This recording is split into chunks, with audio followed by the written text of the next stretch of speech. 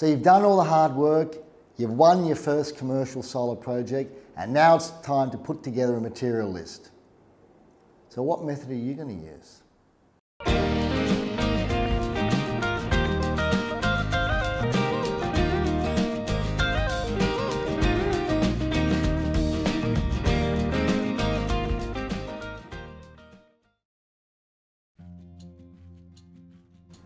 Hi, I'm Veli from Greenwood Solutions.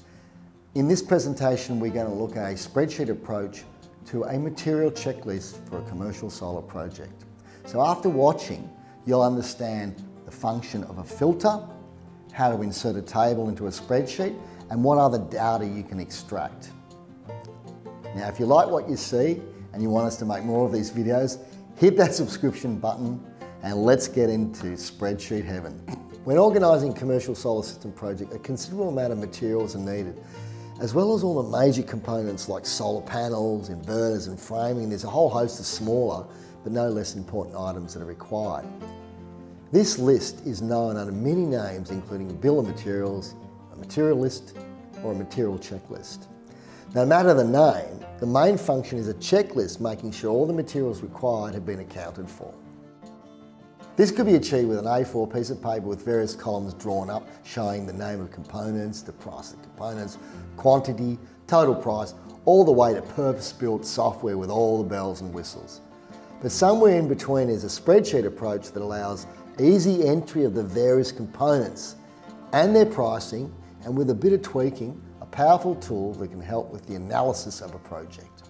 In this presentation, we will be looking at what column headings can be used, how to turn the data into a table using Excel, can use other programs, internal and external filtering, and component price and total price ratios. So obviously we need to determine our column headings. You're looking at a main component, a subcategory, component name, is it being used, the current price per unit, the new price per unit, the quantity, supplier, part number and total price. The data that can be obtained from a filtered list is incredibly important, and it allows the designer to actually understand what percentage proportionally certain components play in the overall cost of a system. And if you can break that down into the subcomponents and the relationship to those main components, it's even more powerful information-wise. This allows the designer or the operations manager to make prudent decisions concerning the viability of the project. For example, if the proportion of cabling spent on the project is higher than normal compared to a previous project, then they can make adjustments and see if they can get better pricing from a supplier, or understand why indeed they are using more cabling on this particular project. This heading can be shortened or expanded depending on the level of data you need. Once the headings are created, then it's simply a case of populating the rows. The main component categories are some that you create and can be accessed via a drop-down list, C arrow, and placed on the same or another sheet. The good thing with the table is that you can filter. So for example, if I wanted to look at a major component, let's say connections, I can see how many line items actually fall into that category, and with a few other functions I can determine what total cost connections make up in regards to the total proportion of the project material list.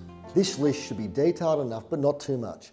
I restricted the number to approximately 17, and that could be a bit too much. The subcategory has a few more options.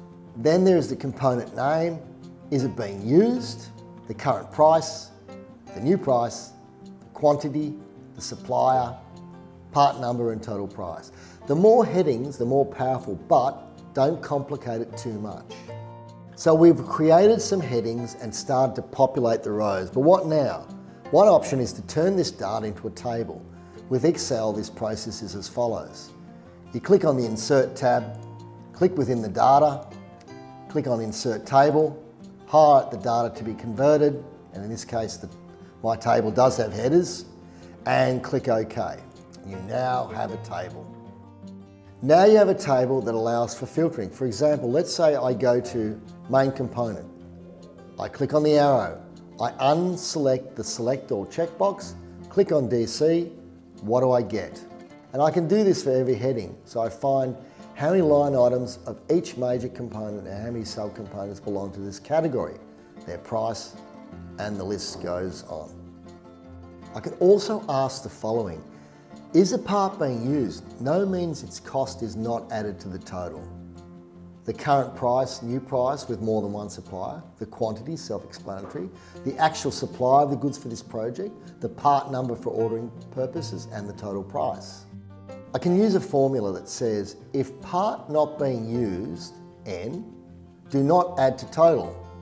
If part not being used, dull the font and or fill, and select lower price between two or more prices.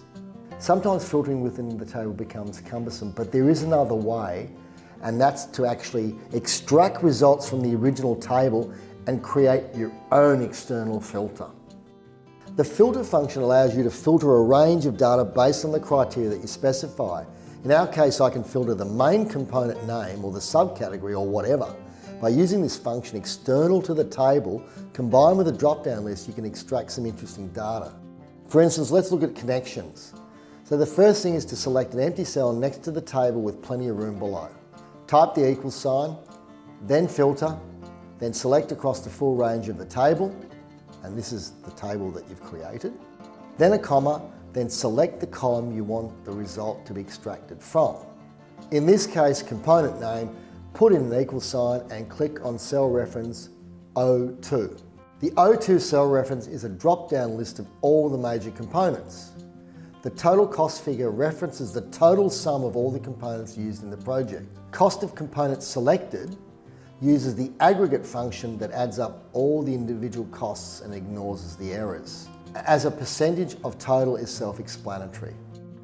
We now have the ability to select any main component in the drop-down list and change it. A filtered set of data is created and the cost of these filtered components can be compared against the total cost and as a percentage of the total. And now all the subcategory components are listed, and you can see what incredible data you can extract from that. So effectively, you can look at any major component that has associated subcomponent and start looking at proportionally what that cost is, both from a total project perspective and from the major component perspective. You start seeing these ratios. So with the use of a few spreadsheet functions, we have a fully filterable table of components and all their details, the ability to filter external from the table, cost of components selected, the percentage of the total component cost of the project. Is there anything else we can do? What if you were looking at the connections category and you wanted to know how many bootlaces fall under that category? What percentage of the connections category do they make up dollar-wise? And what percentage of the total project cost do they make up dollar-wise as well?